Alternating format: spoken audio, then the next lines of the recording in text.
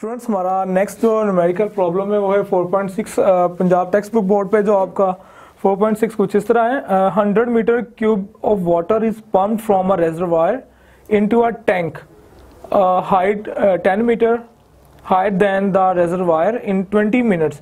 If density of water is 1000 kg per meter cube, find A, the increase in potential energy, B, the power delivered by pump. जी students, इस statement में हमें क्या गया कि हमारे पास 100 मीटर क्यूब ऑफ वाटर जो है एक रेजरवायर से टैंक के अंदर भरा जा रहा है, जिसकी हाइट जो है टैंक की वो है 10 मीटर और वो जो है रेजरवायर से जो है 10 मीटर हाइट के ऊपर 100 मीटर क्यूब वाटर जो है 20 मिनट्स के अंदर भरा जाता है। जबकि वाटर की डेंसिटी जो फिक्स होती है हमारे पास वो कितनी है 1000 किलोग्राम मीटर पर क्यूब। जबकि हमने मालूम क्या करना है, दो चीजें हमने फाइंड आउट करनी है। Number A is increase in potential energy, B is power delivered by the pump.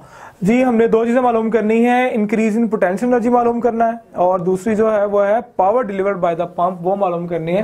Solution में हमने कुछ इस तरह लिखना है, वॉल्यूम वाटर जो गिवन दैट है 1000 मीटर क्यूब और 100 मीटर क्यूब जो है वॉल्यूम, हमने जो वाटर जो है वो भरा टैंक के अंदर। हाइट ऑफ टैंक जो है वो है 10 मीटर। टाइम जो लगता है 10 मीटर हाइट पे टैंक के अंदर पानी भरने में रेजरवायर से वो है 20 मिनट्स।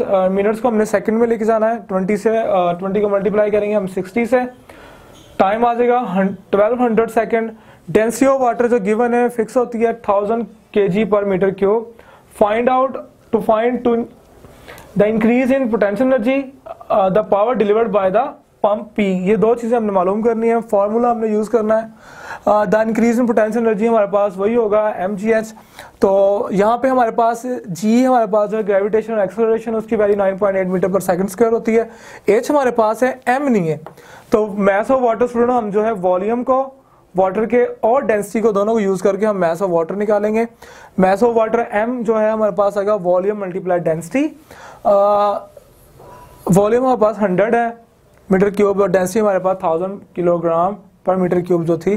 तो इस तरह हमारे पास जो है ये 100,000 हमारे पास क्या आ जाता है, मैस ऑफ वाटर आ जाता है। तो इंक्रीज इन पोटेंशियल एनर्जी हमारे पास m जो है 100,000 मल्टीप्लाई 9.8 और मल्टीप्लाई h जो है हाइट ऑफ टैंक जो है हमारे पास है 10।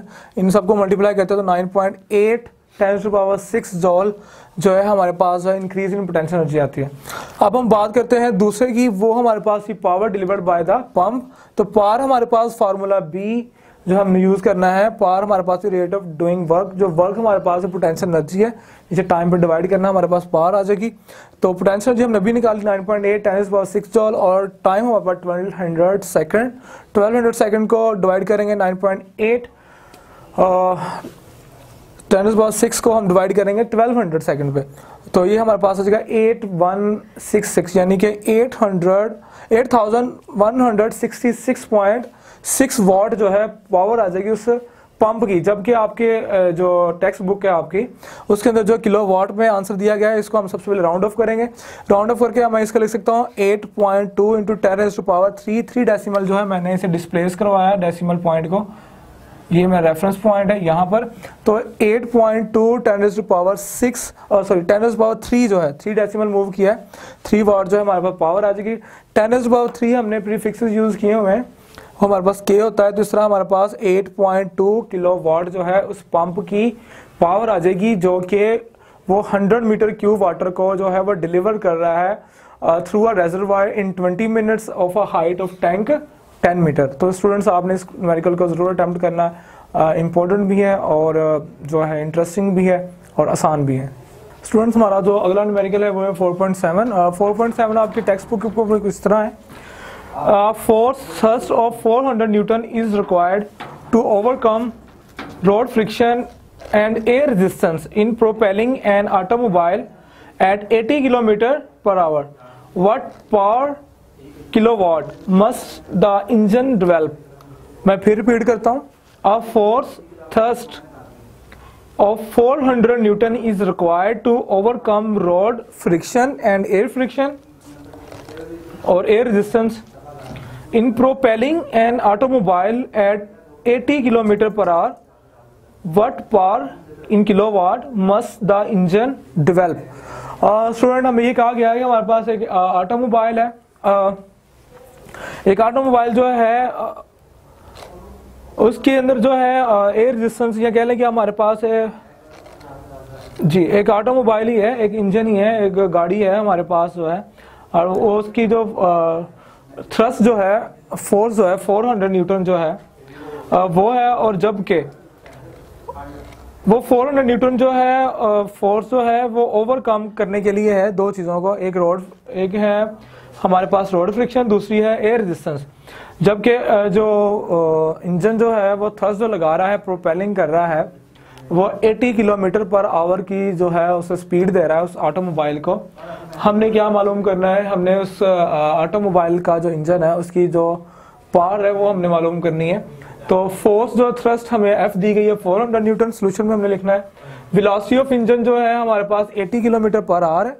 80 किलोमीटर पर आवर को हमने मीटर पर सेकंड में ले जाते हुए 1000 से मल्टीप्लाई करना है, 3600 से डिवाइड करना है, क्योंकि 1 किलोमीटर में 1000 मीटर होते हैं और 1 आवर में हमारे पास 3600 होता है, यानी 60 × 60। इसमें डिवाइड करते हमारे पास आंसर था 22.22 मीटर पर सेकेंड। फाइंड हमने क्या करनी है, find power of engine, P हमने मालूम करनी है। फॉर्मूला स्टूडेंट हमें पता है, P equal F into V. हमारे पास जो है एफ फोर्स है, थ्रस्ट फोर्स हमारे पास, वी जो है वेलोसिटी ऑफ द इंजन है। इनकी वैल्यू पुट करते हैं, हमारे पास जो आंसर आता है वो है 8.888 इंटू 10⁻³ वाट। इसे हमने किलो वाट में ले जाना है, तो इसे सबसे पहले राउंड ऑफ करेंगे 8.888 को, तो 8.88 8.9 हो जाएगा, जबकि 10⁻³ फिक्स है हमारे पास, ये आ जाएगा किलो वाट। तो इस तरह जो है हमने इस न्यूमेरिकल करना है। ये न्यूमेरिकल जो है आपके बोर्ड के जो पेपर है उनमें 2 नंबर का आएगा या 3 नंबर का भी आ सकता है। शॉर्ट न्यूमेरिकल है, इजी भी है, और आप लोगों ने इसे जरूर अटेम्प्ट करना है। हम अपना जो अगला न्यूमेरिकल जो है चैप्टर नंबर 4 का, वो है 4.8। उसकी जो स्टेटमेंट है बुक के अंदर कुछ इस तरह है, वो पढ़ने लगा हूँ।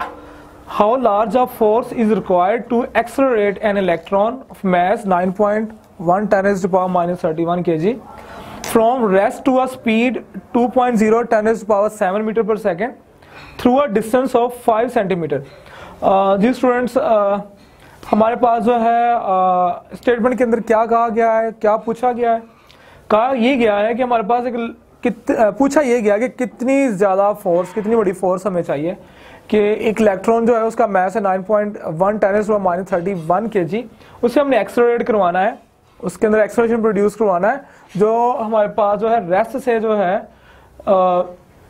स्पीड पकड़ता है 2.0 10⁻7 मीटर पर सेकेंड की, और जितना वो डिस्टेंस, जिस डिस्टेंस के थ्रू जो हमने एक्सेलरेट करवाना है वो है 5 सेंटीमीटर। तो सोल्यूशन के अंदर हमने क्या करना है, मास ऑफ इलेक्ट्रॉन है हमें given that 9.1 10⁻31 kg। Initial velocity जो है, क्योंकि वो रेस्ट में था तो इनिशियल वेलोसिटी इसकी 0 होगी। फाइनल वेलोसिटी जो है वो है 2.7 यानी 10⁻7 मीटर पर सेकेंड, और इसका जो डिस्टेंस है जिसके थ्रू से एक्सेलरेट करवाया गया है वो है हमारे पास 5 सेंटीमीटर। सेंटीमीटर को हम मीटर में ले जाएंगे, 100 पे डिवाइड करेंगे 0.05 मीटर आ जाएगा। फाइंड क्या करना है, फोर्स हमने फाइंड करनी है। फार्मूला स्टूडेंट हमें पता है कि जब हम किसी बॉडी पे वर्क डन करते हैं, किसी बॉडी को हम मूव करते हैं तो उस पर हम वर्क डन करना पड़ता है, तो उसकी जो काइनेटिक एनर्जी उसमें चेंज आता है। हमने रिलेशन पढ़ा था, वर्क डन इक्वल होता है चेंज इन काइनेटिक एनर्जी, और वर्क डन हमारे पास एफ डी होता है, चेंज इन काइनेटिक एनर्जी हमें पता है 1/2 mvf² माइनस 1/2 mvi², यानी चेंज इन काइनेटिक एनर्जी हमारे पास क्या होता है, फाइनल में से इनिशियल को माइनस करना। तो स्टूडेंट इनमें से देखिए 1/2 m जो है दोनों में कॉमन आ रहा है, ये हम कॉमन ले लेंगे, दोनों में से हम ये 1/2 कॉमन लेंगे, बाकी हमारे पास ब्रैकेट के अंदर बचता है vf² माइनस vi², और हमारे पास इधर राइट साइड पे जो है fd है। वैल्यूज पुट करते हैं इनकी, डी हमारे पास 0.05 मीटर था, वीएफ हमारे पास थी, मैस जो था हमारे पास 9.1 इंटू 10⁻31 था, वीएफ जो फाइनल वेलोसिटी हमारे पास थी 2 इंटू 10⁻7 मीटर पर सेकंड स्क्वायर, और इनिशियल वेलोसिटी हमारे पास थी 0, वो 0 पुट किया, जबकि इनको जब मल्टीप्लाई करते हैं इसका स्क्वायर ओपन किया 4 हो जाएगा, 2 पावर स्क्वायर जो है 4 हो जाएगा, पावर से पावर मल्टीप्लाई हो जाएगी, 7 इंटू मल्टीप्लाई 2 जो है 14 हो जाएगा, और 2 पे डिवाइड किया हुआ, यहाँ से 0.05 मल्टीप्लाई और एफ के साथ फोर्स के साथ, क्योंकि हमने फोर्स मालूम करनी है, ये इसके साथ मल्टीप्लाई और नीचे आके डिवाइड हो जाएगा। इनके जो बेसिस हैं 10⁻, फिक्सेस हैं 10⁻31 10⁻14 को अगर हम सॉल्व करते हैं हमारे पास 10⁻17 आता है, और यहाँ से 0.05 जो मल्टीप्लाई हो रहा था f के साथ वो नीचे जाके डिवाइड हो गया है, इसे हम 2 से मल्टीप्लाई करेंगे, आंसर आएगा। और 19.1 multiply 4 multiply 10⁻17 over 2 into multiply 0.05 को करते हैं, आंसर हमारे पास आता है 3.6 इंटू 10⁻15 न्यूटन हमारे पास ये फोर्स आ जाएगी। ये हमें वो फोर्स है जो कि हमने एक इलेक्ट्रॉन को जो हमने एक्सलरेट करना है थ्रू अ डिस्टेंस 5 मीटर, जबकि उसकी जो इनिशियल वेलोसिटी थी वो हमारे पास क्या थी, यानी थ्रू 5 सेंटीमीटर और थ्रू अ डिस्टेंस 0.05 मीटर, उसकी जो इनिशियल वेलोसिटी 0 थी और फाइनल वेलोसिटी उसकी क्या थी 2.0 मीटर पर सेकंड। तो ये हमारे पास जो है वो लार्ज फोर्स जो हमें रिक्वायर्ड है एफ होगी, जो कि उस एक्सलरेट जो इलेक्ट्रॉन है उसको एक्सलरेट करने के लिए चाहिए होगी।